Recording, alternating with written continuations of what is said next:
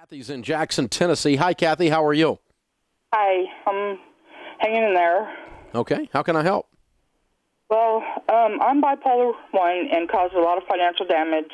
And in October of 2012, my husband tried to take his life because I pushed it really hard. And now we got our income tax back this year. We're supporting our 33-year-old son and 6-year-old grandson. And we paid off our immediate bills. Like, we had a bunch of those check advance checks and stuff. And now we paid everything except for one bill, and then we have really old credit card debts and medical bills, but we're not paying on them, and I don't know what to do next. And my husband is having a really hard time too. Mm-hmm. So what is the really hard time regarding now? Just trying to figure out where we're going to go and what we need to do. We don't know. You know, it's kind of like this is actually the best it's been because I'm taking my medicine correctly and I'm trying really hard to not spend money. And good for you. We look at the budget and stuff. Mm-hmm, but we just wrote our first tithing check last week in years, and he's not going to right now. Now, are you both working? Are you both working? No, he works, but I'm on disability. Okay. All right. How much? We don't have any car payments. He's got a 1987 pickup, and I have a 2005 van. Okay. Good. Well, the good news is that with your medication and with good therapy, lots of people that are bipolar are able to live pretty normalized lives. We work with them all the time. Because as you can imagine, doing 25 years of business and financial coaching, I've gotten to meet a lot of bipolar because when you go manic, you spend money. I mean, It really creates a mess. And so when people are out of control with their bipolar, it really shows up in the finances as bad as just about anything out there.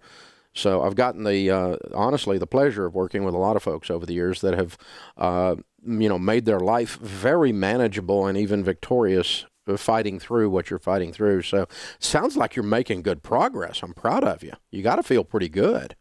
I do, because I'm really working hard, and it's just been, we're just like, where do we go? We're trying to start a savings account, and some people have lent us some money, and we're fixing to pay them back. They're both like, just pay us back whenever. They're not worried about it and stuff. They're really good friends and stuff, and like our best friends and stuff. And so we're just, Well, here's what I would tell you. If you and your husband can sit down and develop a written game plan every month of where the money that's going, you have a disability check coming in, he's got a paycheck coming in.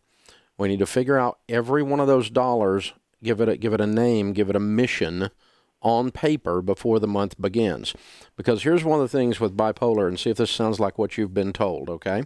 One of the things that happens is stress activates it. Yes. And the more you have a plan with your written game plan, the more you have a budget and a very much of a routine, that you stay in a routine, the cleaner you stay. And the fun part is the cleaner you stay, the less financial problems you're going to have due to bipolar. So it kind of helps itself, right? You create a positive cycle instead of a negative cycle. And so the written budget is just, for anyone handling money, it's a big deal. For you, it's just mandatory. Okay. And it'll give him a sense of hope, because any of us, regardless of what we've been through or what we're fighting, anybody out there walking around feels better if we think we're making progress. Yes. If we can measure our progress, then we know what we're doing. See, when the kid gets old enough in the car that they can watch the mile markers go down the highway, and they can look at their own GPS on their iPhone, and they can measure progress, then they don't have to ask you, are we there yet? Because as adults, we walk around asking all the time in our lives, are we there yet? If you don't have something you're measuring your progress with. It's called wandering around freaking lost, and it's very stressful. So having the written budget takes the "are we there yet" out of it, and it's really going to help your husband in this situation. And for you, it's just straight up mandatory, kiddo. You ain't got a choice.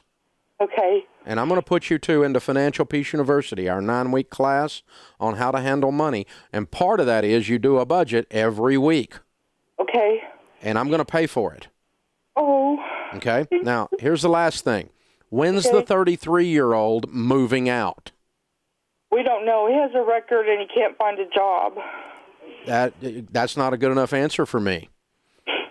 This young man needs to have a life. Yes. He needs to have his dignity back instead of living with his mommy. Yeah. And so he needs a plan, too. And he needs a plan that says, with a record, I'm going to get a job. I'm going to start my own business. By the way, you can buy a lawnmower if you have a record. Yeah. And use it on someone else's yard, and they'll pay you dollars. It's magical. Okay. So I'm not working because I have a record. I'm not biting. I'm sorry. Okay. So he needs to get on with his life. Am I right? Yeah, we agree. Okay. So let's help him do that. Because when he flies and is free and is a standalone, square-shouldered young man taking care of his own kid, that's going to help his mom and dad with the stress in the house too, isn't it? Yeah. See, this sounds like a magical formula we're working on. I love it. Okay. All right, kiddo. You call me back if you need help, okay? And I sent you an email. All right. I want you to hold on, and Kelly's going to pick up. Okay. We're going to get you signed up for the class, and then you call me back and tell me if you need some help, and I'll help you anytime through this. But it's time for you guys to get control of things. Things have been controlling you long enough. You can do it. You can do it. You're already on your track before you called me. I'm proud of you.